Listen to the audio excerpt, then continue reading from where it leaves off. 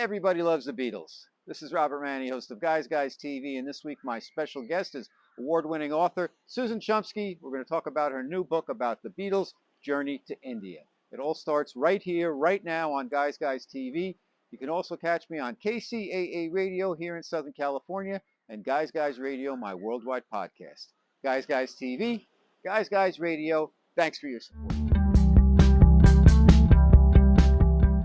Okay, Guys Radio, the interview portion of our show, we've got a very special return guest to Guys Radio. Her name is Susan Shumsky. She's authored over 20 books in English, released 36 foreign editions, won 43 book awards. She's done 1,300 media appearances, and she's a rare insider in that she was on the Maharishi Mahesh Yogi's personal staff for 6 years and lived in his ashrams for 20 years. She's written a number of books, as I've mentioned, but two of them are about the Beatles and the Beatles' experience in India with the Maharishi, and also how the Maharishi and India kind of shaped the individual Beatles' personalities, affected their music, and also, of course, the Beatles affected our culture. So the Indian influence has come to us, a lot of it via the Beatles way back in the 60s. So her new book is called The Inner Light, How India Influenced the Beatles. And it's a wonderful book. I went through it over the weekend and like, wow, there's QR codes. You can get the music. You can learn so much about the individual Beatles, their songs. And we're going to get to all of that today on Guys Radio. But first, let's welcome back our special guest, Susan Shumsky. Welcome back to Guys Radio. How are you, Susan? Great. Thanks for inviting me, Robert. I'm so glad to be here with you today. My pleasure. It's always a great show with you. So let's get started right at the beginning. You were a hippie back in San Francisco in the mid-'60s. Let's start with you, a little bit about you for context, because you've had a really incredible journey. So why did you get involved in kind of the quote-unquote hippie free love movement? And what was it like living in Northern California in those days? It was a wild time, you know. And how I became a hippie, well, you know, it was just the time. We were rebelling against the Vietnam War. We wanted to make love, not war. And we wanted to change the world. And it was really a spiritual revolution that was going on. And those of us who were flower children, you know, it wasn't just all about sex, drugs, and rock and roll. We were really seriously seeking spiritual awakening. We were looking for nirvana. And at that time, our gurus were Timothy Leary and Richard Alpert, who later became Ram Dass. Mm-hmm. And they told us to turn on, tune in, and drop out.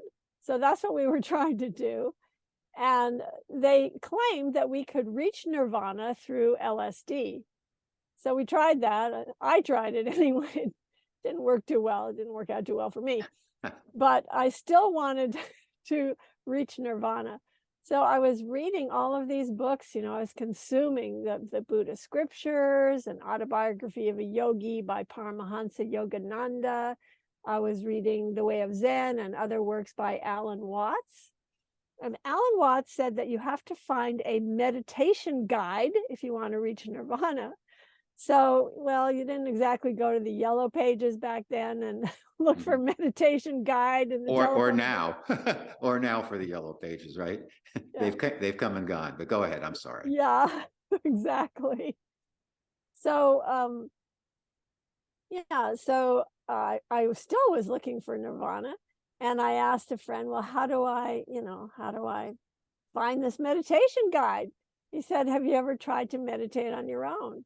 And I said, oh, okay, I'll give it a shot. So I lay on my bed. That's how clueless I was, Robert. I didn't even know that you're supposed to sit up when you meditate. Right.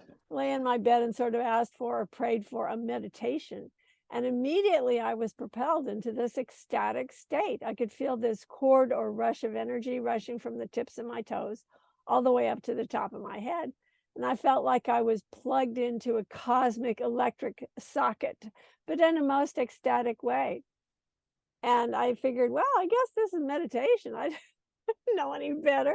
Not only did I have my first meditation experience at that point, but also Kundalini awakening all at the same time and with no drugs or stimulants or anything. And it was not too long after that that I found myself in the Transcendental Meditation Center. And not too long after that, I found myself in India studying with Maharishi Mahesh Yogi, who he later became the guru of the Beatles. Mhm. Wow, what a journey. So once you started, why do you think for yourself, looking back, that you had this kind of rapid ramp up, if you will, like you laid down on your bed, you didn't even know how to meditate, and then you got a Kundalini awakening and you started, astral traveling or whatever. Why do you think that happened with you? Was it because of your previous, do you think it was for your previous experimentation with psychedelic helpers, if you will, or was it just your personality or just your spiritual kind of foundation that had been there that you hadn't realized yet? Yeah, I think it was my spiritual foundation. A lot of things make a lot of sense if you believe in reincarnation. Mhm.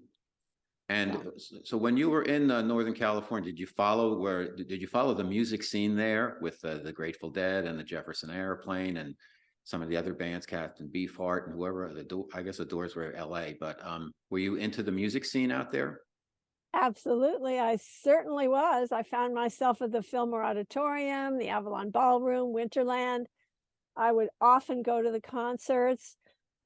Almost every week, I would find Carlos Santana and his band would be playing for free in People's Park in Berkeley. That was my favorite thing, was to go over there and watch Santana.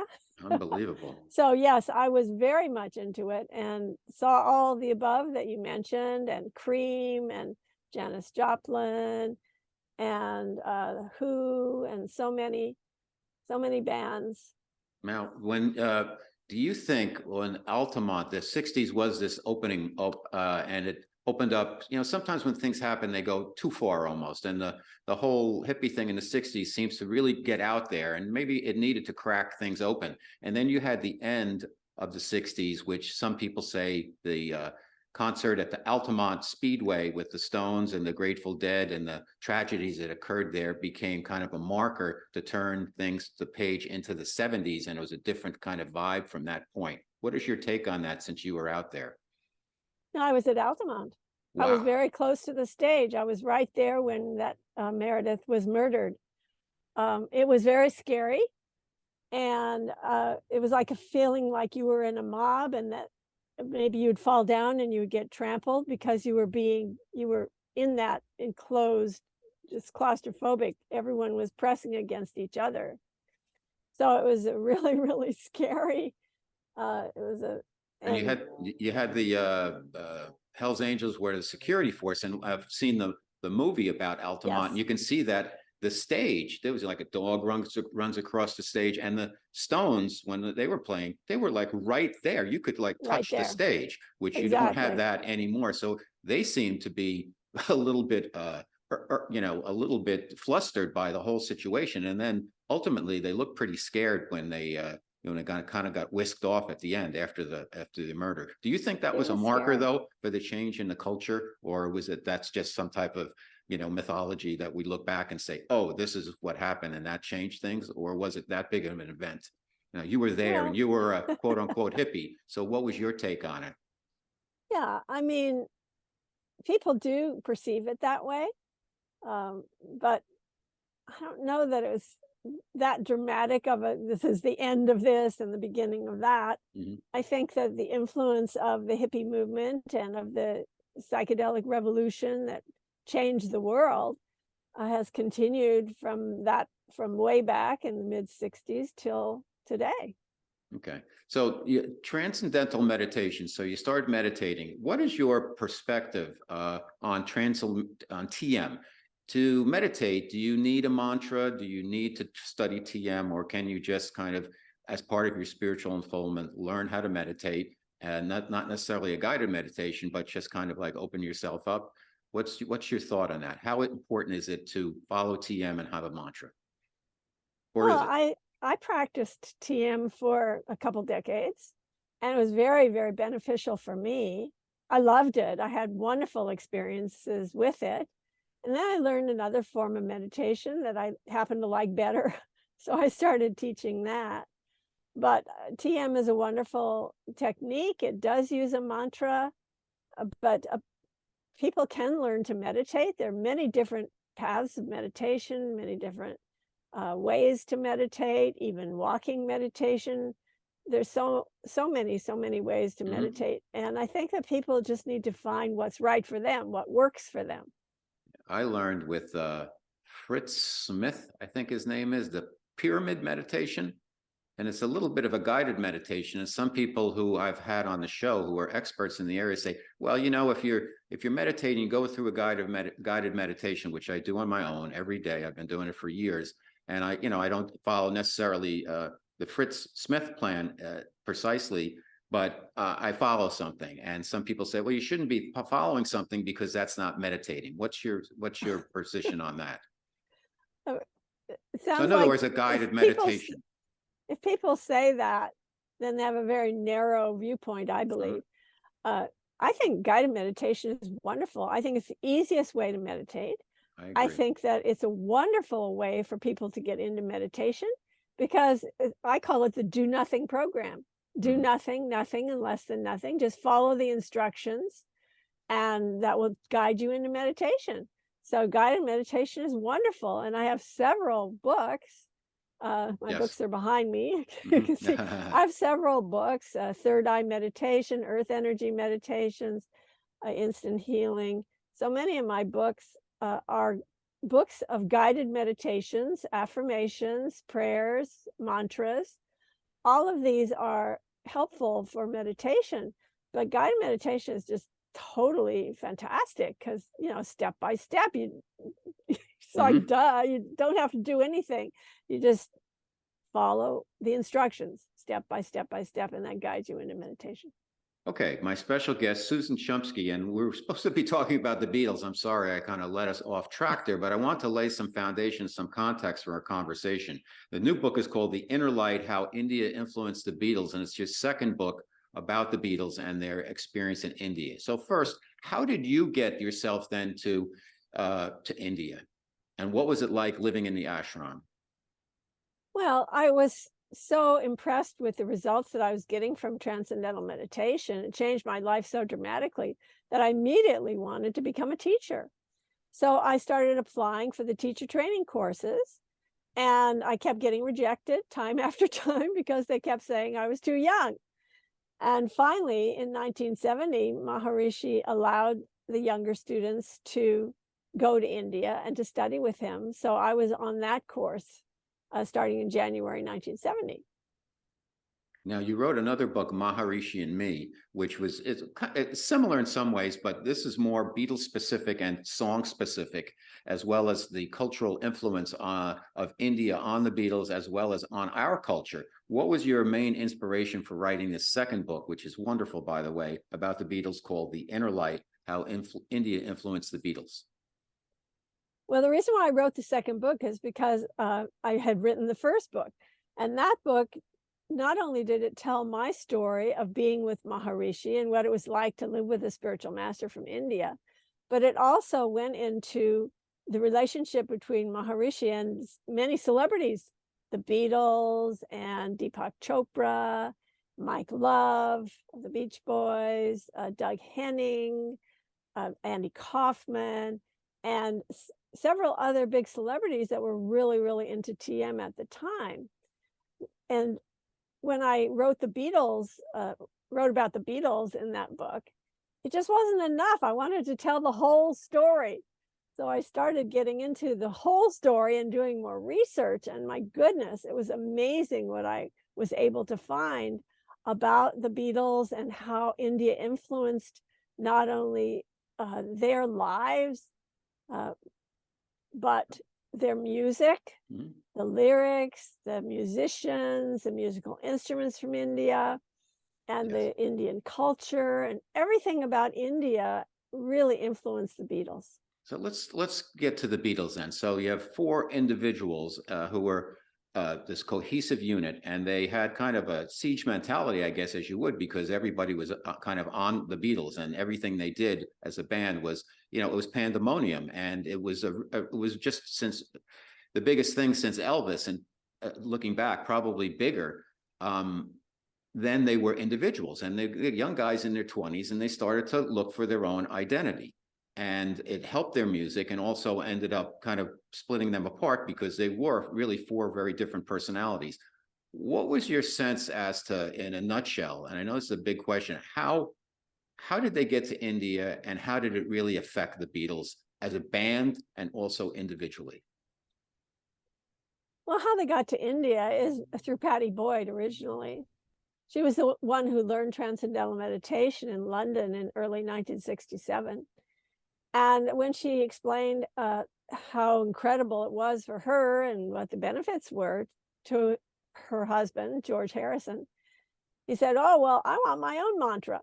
So when they found out that Maharishi was going to be speaking at the Hilton Park Hilton Hotel on August 24th, 1967, George got tickets for all the Beatles to go. And they were very impressed with Maharishi, and they met with him afterwards on stage. And John said to Maharishi that they were seeking a very highly spiritual experience, but LSD didn't, they tried LSD and that didn't really work. And Maharishi said, well, it's very laudable of the youth today to be seeking spiritual enlightenment, but drugs are not the way to get there. He said, you should learn Transcendental Meditation from one of my teachers in London and become teachers of TM. And the Beatles said, but we want to learn from you. And George apparently said to Maharishi, or he says that he said this to Maharishi, I don't know if he really did, got any mantras? Maharishi, got any mantras? Got mantras? So Maharishi invited them to come to Bangor, North Wales, where he would be teaching a meditation retreat the following day. So they traveled with him on the train, on public transportation, up to North Wales, and they learned TM the next day. He was teaching a 10-day retreat, but they only stayed for 2 days because the next day Brian Epstein passed over suddenly. So they had to go back to London. And he was their manager, by the way. Right. If you don't know who Brian Epstein is. So so then they wanted to go to India soon after that, but Paul was very much into this magical mystery tour thing, and he wanted to make sure that they worked on that. And also he was worried that if they went to India, that maybe they would never come back as a band. He was actually very concerned about the Beatles breaking up at that point because of the deep interest that George and John had in India and Maharishi. What year was this, Susan? This was in 1967. Okay. They learned TM on August 25th, 1967. Okay. Now, doing the research for the book, your paths didn't cross. You weren't there when the Beatles were there, or were you? And so tell us about, because the book is so well researched, and so I can tell it's a lot of work because the credits in the back of the book are like pages upon pages upon pages. I can imagine what you had to go through to pull this information together, but you did a fascinating, a splendid job, because the book is fascinating, and it starts with the Beatles learning. They never had gotten high on pot before, and then Bob Dylan turned them on, and then from there it continued on their journey of kind of outward expression and their own unfoldment in different areas and sampling different drugs, what have you, and then ultimately going to India, and that changed them again. So how did you pull all of this together? It's just an amazing job you did. It was a lot of work. Yeah. Tremendous work. And I had to draw from many different sources and interview a lot of different people. And it was a tremendous task to create this book, but I'm so proud of it. It came out so well. And I'm just thrilled with all the QR codes that I put in there, 130 QR codes, 170 photos, very rare photos that I was able to get from some of the musicians and so on. So Indian musicians, and so much. I found out so much about the Indian musicians and their relationship with George Harrison and the other Beatles. It's just amazing. Take us through, from your perspective and your research, what was the journey like for the individual four Beatles as well as the Beatles as a band, when they went to India and when they came back, how did they change individually and collectively? Okay, well, I'm going to start by saying what Maharishi said about the Beatles.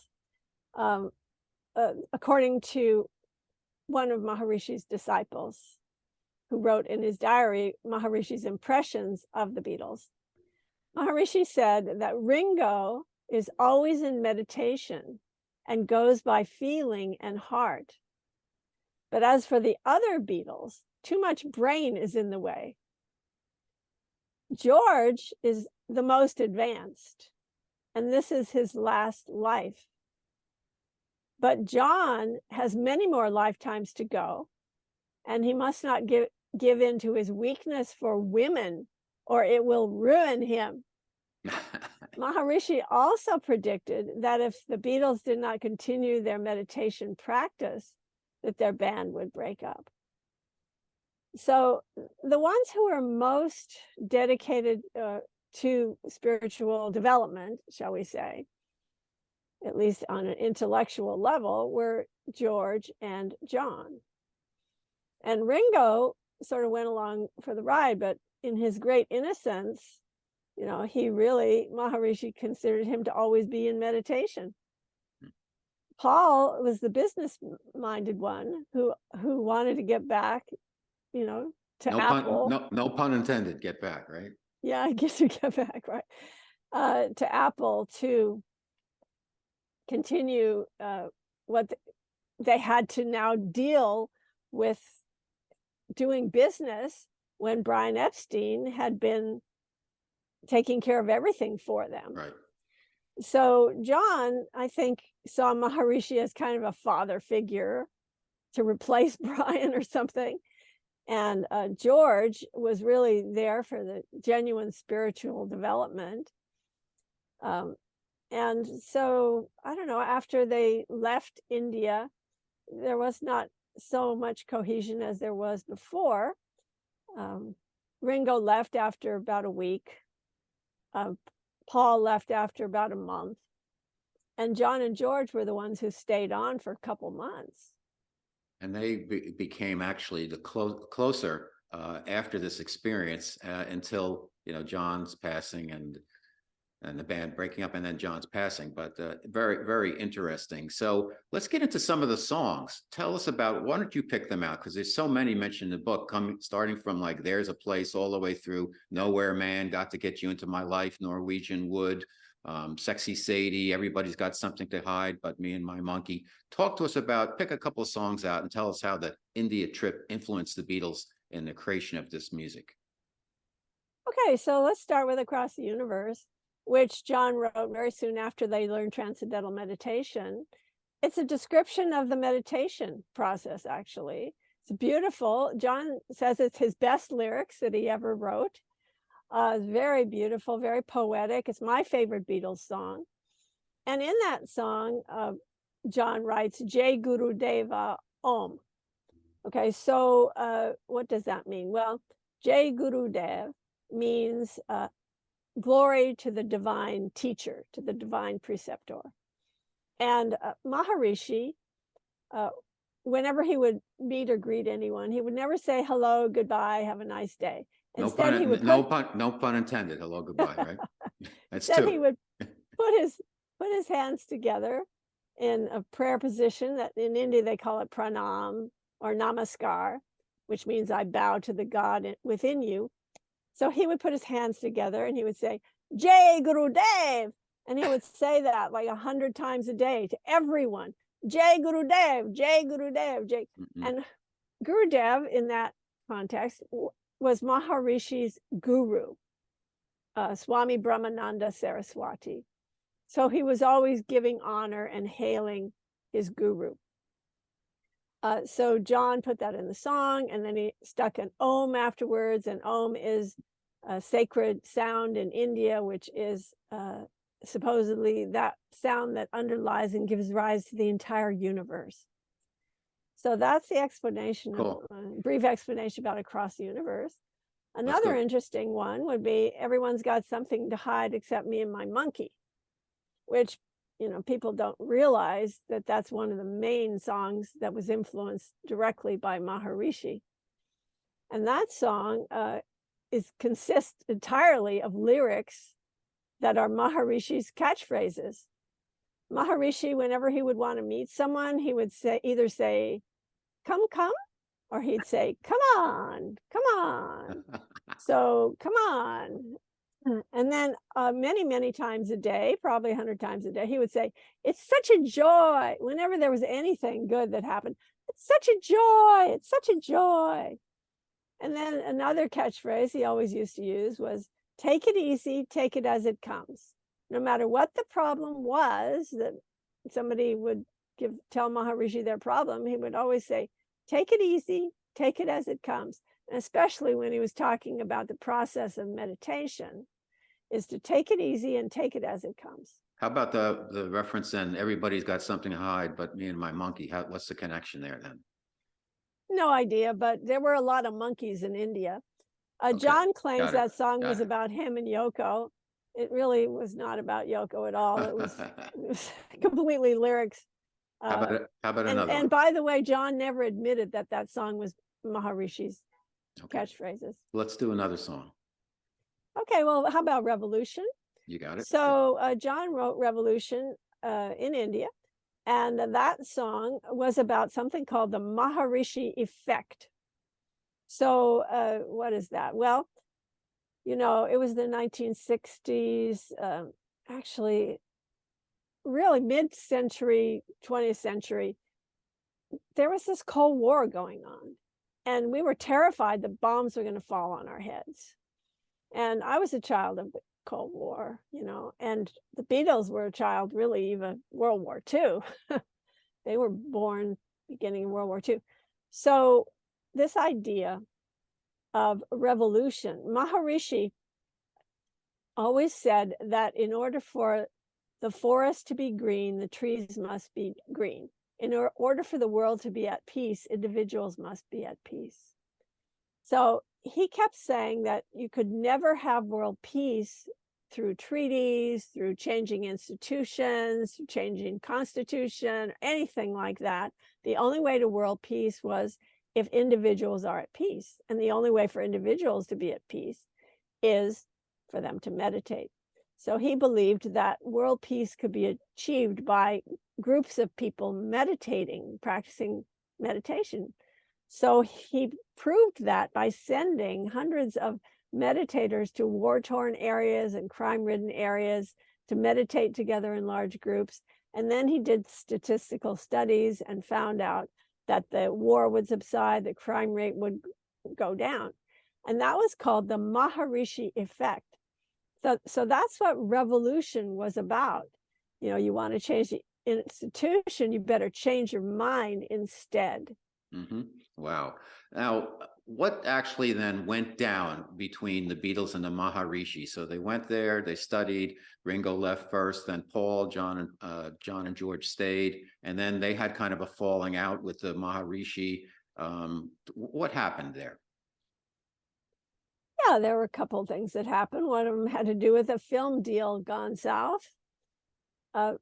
Maharishi had given exclusive rights to the Beatles to film him, to make this film about him and about his Guru Dev, and to film at the ashram and all of this. And Neil Aspinall came to India, negotiated the contract with Maharishi, went back to put together a film crew. And then all of a sudden, who shows up at the ashram but Charlie Lutz, who is Maharishi's head of his organization, Spiritual Regeneration Movement, and he arrives with a lawyer and a signed contract between the TM organization and 4-Star Productions of Hollywood, which this contract gave exclusive rights to film Maharishi for the next 5 years. And then all of a sudden, one morning, John opens the door to his bungalow. He's bedheaded and bleary-eyed, and he looks out into the courtyard. And what does he see? A cameraman and a director who yells, "Action!"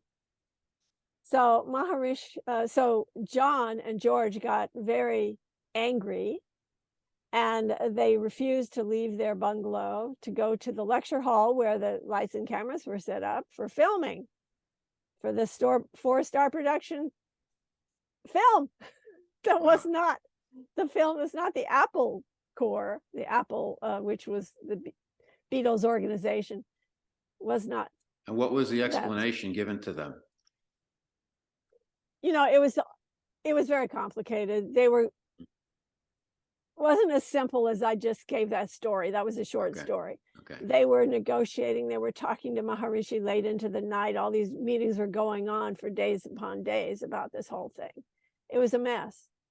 So, So after that happened, where the cameraman showed up, the Beatles left very soon after that. That was one of the main reasons they left. There were more than one reason, but that was one of the reasons. so after they came back to England, did they patch things up with the Maharishi at any point? I know they wrote the song "Sexy Sadie," which is not a pretty picture of him. What's your take on what happened afterwards? Yeah, they wrote Sexy Sadie because Maharishi had made a pass at a woman named Rosalind who was on the course. And also he had made a pass at Mia Farrow, who was also on the course. She's a famous actress. Mm-hmm. So, yeah, so they came back to London, and yes, John tried to reconcile with Maharishi the end of 1969 when he went to Delhi with Yoko Ono, and he tried to get in touch with Maharishi, and he sent a telegram to the ashram. And when the secretary told Maharishi about this telegram, Maharishi says, "Who it is from?" And the secretary said, "From John Lennon, Maharishi." Maharishi said, "Who?" She said, "John Lennon." Maharishi said, "Who?" She said, "John Lennon from the Beatles." He said, "Who?" She said, "John Lennon from the Beatles, who they were here, remember?" Maharishi looked at her, and then he turned his head and he said, "I do not know a John Lennon." What so based on like behavior like this, and you spent a lot of time there, 20 years, I guess, and then 6 years with the Maharishi. What was your take on that experience? And um, sometimes we put these people on pedestals and we fail to realize sometimes that they're human beings and they have their personalities and foibles like the rest of us. What was your take on all this stuff? Was it, there was some confusion there? How was your experience? And did you go in kind of, I say this just respectfully, were you like naive going into it and say, "Oh my goodness, I didn't realize it was really this"? Or did you know exactly what you're getting into and there were no surprises? What was it like for you, Susan? Yeah, so I had incredible experiences with meditation. I had amazing experiences being around Maharishi. I was extremely devoted to him. Uh, I was not thwarted by what I thought were rumors here and there. And even when I found out that Maharishi, even though he claimed to be life celibate, Bal Brahmachari, that he was actually having sex with these various women that I knew. And by the way, I know 15 women who Maharishi either made a pass at or who had sex with him. So, yeah, he's a man, you know. He's not he's Is not he, God. is he still alive? No, he died in 2008. Okay. And has there been somebody who kind of took over the mantle for the movement? Yes. Yes. Okay. He So yeah, how did the he experience assigned there? someone to that task. Okay. So how did the experience then change you? The good and the bad or whatever. How did you go into it and how did you come out of it as a human being? Yeah, so I benefited tremendously from meditating so much for so long, so many years. And it was a wonderful experience for me. And I continue to have benefits until today from everything that I learned, not only about meditation, but also Maharishi had me do all this. I was on staff. So I was doing all these different tasks that he gave me and assigned me that helped me develop myself in very practical ways as well as in meditation. So I had nothing but positive results from the whole thing. Okay. And yeah. And it's interesting that, and again, my special guest, Susan Shumsky, her second book on the Beatles, it's called The Inner Light. for those viewers out there, you can see it here. And it's a terrific book, and it breaks down a lot of the songs and influences. And I guess my point is, although they had kind of an up and down experience with the Maharishi, we benefited because they brought, the Beatles brought back a lot of the Indian culture through their music. George got to meet Ravi Shankar. They integrated the sitar into, the first song was Norwegian Wood. And it changed them, and we benefited because their music seemed to sprout from there in a lot of different directions. So although maybe it was a painful experience for them in some ways, everybody, you have to look at the bright side as to what came out of it. And I think we all got the benefits of that. What's your take on that, Susan? Yeah, I mean, when Maharishi first came to the West, which was around 1963 or so, there were just no words in the dictionary, in the English dictionary, such as yoga, mantra, karma, avatar, ashram. These words didn't exist.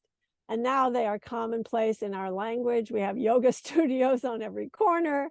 We have martial arts. We have all these Eastern influences that were not there, that Maharishi brought to the West with a little help from his friends, the Beatles.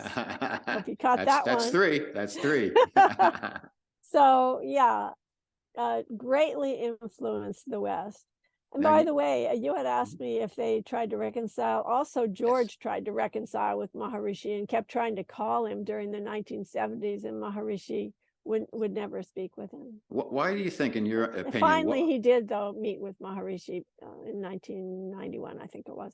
Why did you think that the Maharishi was kind of making like they didn't exist? Because I could understand why they would be upset if they were expecting a deal to do their own movie with him, and he was already off doing something else. I mean, anybody would be disappointed, but not knowing all the details. But why do you think he made like they didn't exist? Why was he upset with them?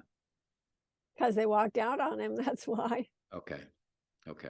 All right, let's he, get into... he was very unforgiving for people who didn't stay, now continue meditating and continue on that path.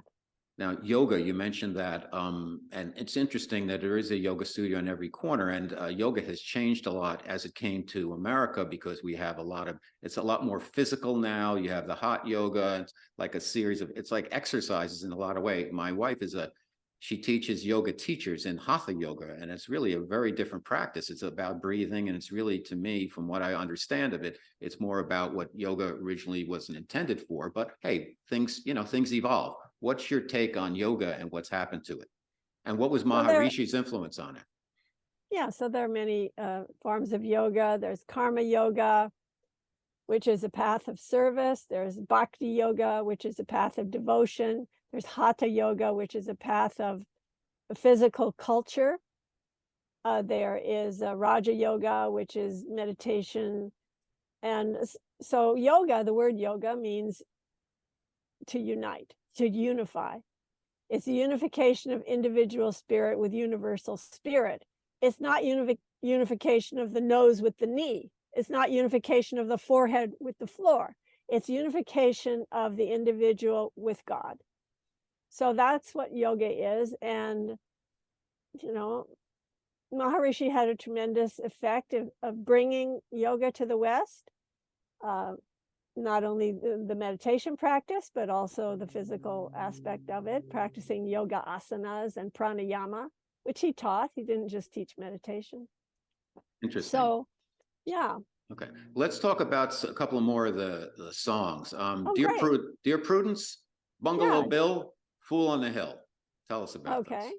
Yeah, Dear Prudence was about Prudence Farrow, Mia Farrow's sister. Mia Farrow was, back in the day, was very famous. She starred in Rosemary's Baby, which put her on the map. She was also the wife of Frank Sinatra for a while. And Maharishi took a tremendous liking to Mia. And as a result, Prudence got to go to India, even though she was really young. She's the same exact age as I am. So Prudence had been practicing transcendental meditation for a couple years. She was very, very devoted to it. It had changed her, transformed her. She had been an addict alcoholic and also drug addict. She was really in very bad shape as a teenager. So meditation really changed her tremendously. No Okay. more drugs, no more alcohol, you know. So she went to India, but unfortunately those demons were still there. And she had a psychotic break when she was in India, which was very scary for everyone. And but ended up, Maharishi healed her. She went to his bungalow day by day, and he had her practice yoga exercises in the corner of the room, and kept her focused. And but you know, just basically healed her, and she had a very happy ending. Had a wonderful, got married, has a wonderful family, teaches Sanskrit, teaches yoga. But when Okay. she was in India, she was obsessed with meditation, and no one could get her to come out of her room. So John wrote that song, you know, Dear Prudence, come out and play. Okay. Maharishi had asked John and George to take care of her. Okay, we got two more real quick. So you mentioned the bungalow. So Bungalow Bill, tell us Yeah, about that Bungalow one. Bill. His name is Rick Cook, and he came to India to visit his mom, who was on the chorus. Her name was Nancy Cook. And he came there, though, to go hunting. He didn't come to meditate or anything. But he and his mom went out on this tiger hunt, and they killed the tiger. And then they came back to the ashram to tell Maharishi about their exploits. They came to tell Maharishi, the vegetarian Hindu yogi, pacifist, about killing the tiger. So that didn't go over too well. And John Lennon said, well, isn't that a bit life destructive? And during the meeting where they were all with Maharishi. And that just says that John was really devoted to Maharishi's teachings, because Maharishi used to always talk about life supportive actions and life destructive actions. Those were a couple of his buzzwords. So Okay. that song was it was a complete description, very detailed description of the tiger hunt and what Right. happened in the meeting afterwards. Now, how about last one? Fool on the Hill. Who is the Fool on the Hill? Well, Paul says the Fool on the Hill was about someone like Maharishi, because he wrote it before he ever learned TM or ever met Maharishi. He was inspired by a hermit who missed World War II because he was in a cave. And, you know, it was prescient, that song, because it was so much about Maharishi. But it was not written until after. It was not written until. It was not written after he met Maharishi. All right, Susan Shumsky, her book is called The Inner Light, How India Influenced the Beatles. It is a wonderful book. It's got, as you mentioned, so many QR codes. You can scan lyrics, you can scan songs. It's just a beautiful book, and it tells the whole story right from the beginning of Susan's days in California all the way through her time in India at the ashram and back, and it weaves in the story of the Beatles and the Indian influence on them and therefore on us. Wonderful job, Susan. Any parting words in terms of what you'd like our people to know about the Beatles or the Beatles and their trip to India? You know, Olivia Harrison said that when George died, you didn't need to have a light on, because this incredible bright light happened in the room, a beautiful golden light, and it lit the room. So that just gives you an indication of what kind of consciousness George Harrison was. And he wasn't the only one. All four of the Beatles, extraordinary individuals who brought Eastern wisdom and spirituality to the West. Amazing. Where can our listeners and viewers find out more about you, Susan, find more of your wonderful books, and just learn more about all your work? So my website is, I have two websites, drsusan.org, drsusan.org, and also divinetravels.com, Divine Travels, plural on the travels. That's DIVINE travels with an S on the end, .com.